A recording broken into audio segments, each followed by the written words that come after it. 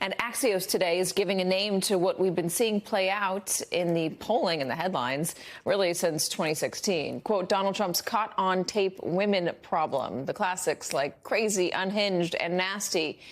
He now calls Harris low IQ, compounded in the 2024 election by multiple comments resurfacing from J.D. Vance, his VP pick, on what the purpose of postmenopausal women is and so-called childless cat ladies, although he would argue about the premenopausal, postmenopausal women line. Why it matters, according to Axios, quote, women are more reliable voters than men, and polls suggest they'll reliably vote by big margins for Vice President Harris. Joining us now, former Special Assistant to President Biden and former Director of Message Planning, Megan Hayes. I do want to say that J.D. Vance, when the host of that podcast said that the point of postmenopausal women was to take care of kids, they claim that J.D. Vance, when he said yes to that, thought that the host was going to go in a different direction. So that's their explanation for that comment. But there are a whole host of other comments that J.D. Vance has made about women that implies that he believes their highest and greatest purpose is having children, not working.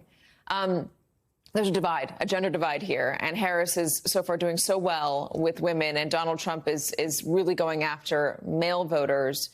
When you look at this play out, how do you combat it? Do you try to go after men as well if you're Kamala Harris, or do you double down on women?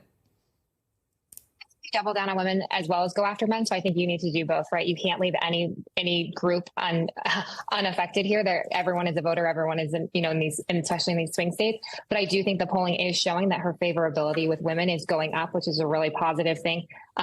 Moving into the election, also with abortion and reproductive freedoms on the ballot in a lot of these swing states, that's a really positive sign for her. But I don't think you can leave men and not address some of their issues as well. But also, men have moms and daughters and wives and sisters. So they also are impacted by some of these statements that are just downright offensive.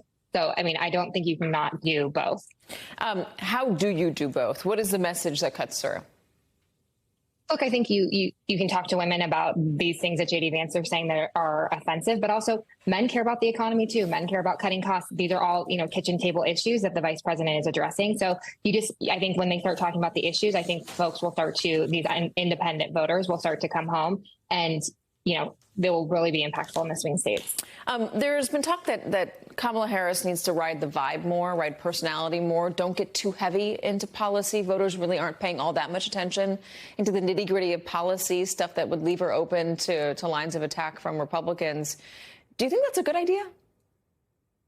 I think that people want to feel good about the future and people want to have hope in the future. And I think that that's one thing that the vice president and the governor are doing. They're providing hope for people. They're not, there's an option now that's not looking backwards. And Donald Trump goes out there and says really negative things. He lives in the past. He talks about, the president and Hillary Clinton, and he's always talking about how he's the one that has been attacked unfairly, which is just false. But so people want to vote on their feelings and want to feel good about moving into the future. But part of that is the policies and part of that is the economic strategy, just like you just saw the vice president laying out her economic plan or parts of her economic plan moving forward. So she has to weigh into the policy, but I think she does get to ride some vibes here about moving, people positively into the future. Is there something specific that you heard today from her that you think she should focus on more going forward?